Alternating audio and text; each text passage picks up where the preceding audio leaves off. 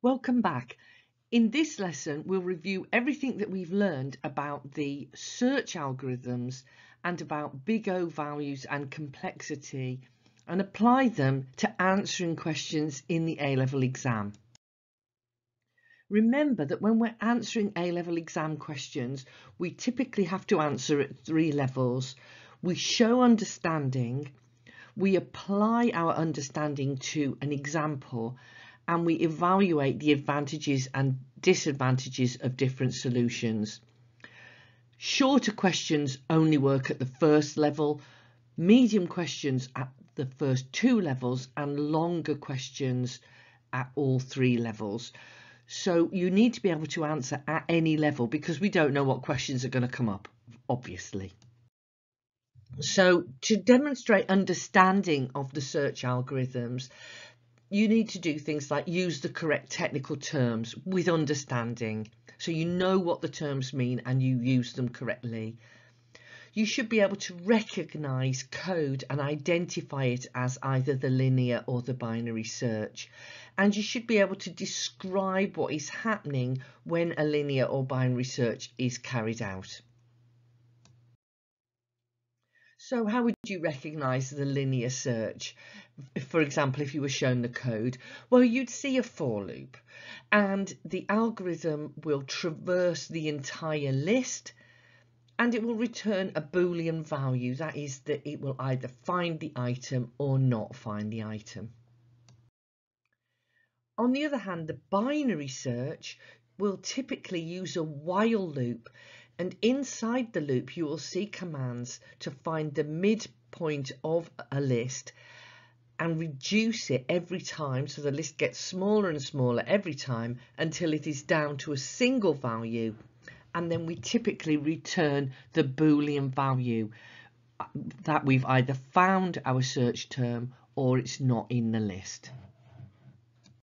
Remember, when it comes to recognizing the binary search, there are a few different variations that you should be aware of. The iterative one that uses a while loop, a recursive version, and you might see the binary search where the list is literally split into smaller and smaller lists, or one where the list stays the same but start and stop markers mark the limit of the search and they gradually get closer and closer together.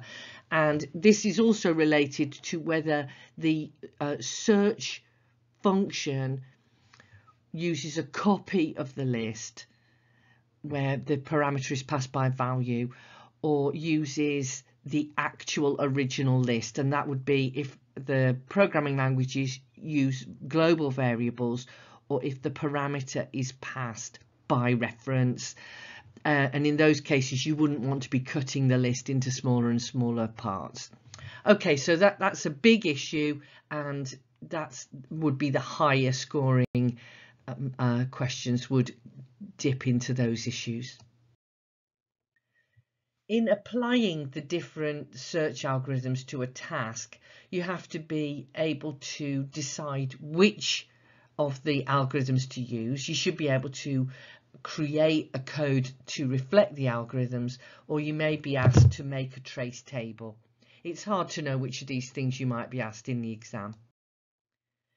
If you have to make a trace table, one good way to do it would be to define the array of values in the trace table and have one column for each element of the array, record the value within each variable at each line, and test it using input values that would typically be given in the question. This would be quite a big task. It would take you quite a long time to answer it, and therefore there will be several marks for a question of this kind. And finally, you might be asked to evaluate the use of different search algorithms. You'd compare them, you'd discuss their strengths and weaknesses, and you'd give the big O value for each one. And we've talked about this before. Linear search, the strength is it can be used on any list, but it's a slower search with linear big O complexity, whereas the binary search is faster with log n complexity, but it can only be used on a sorted list. So choose the right search for any particular case. Binary search is generally the best choice if you're working with a sorted list, and we'd only really use linear search if we're working with a list that's not sorted.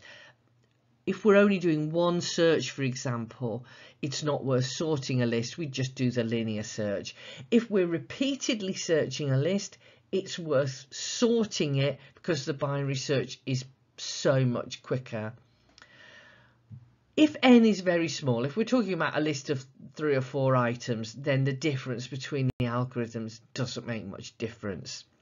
But remember, it's only worth sorting a list if we're going to be searching it over and over again, because sorting a list takes quite a lot longer than searching it. Okay, so those were a number of different factors to take into account. I haven't gone into detail. If you want to remind yourself about any of those items, then look back at previous lessons. In summary, you need to be able to understand how the search algorithms work, apply them, for example, by writing the code, and evaluate them, for example, by understanding the complexity of the different algorithms. If you're one of my students, I've got a worksheet using trace tables with the different search algorithms. If you're not my student, then just try this for yourself. Create a trace table for the binary search and a trace table for the linear search. Okay, so that's the end of the search algorithms activity, and next week we'll start looking at sort algorithms. Okay, bye for now.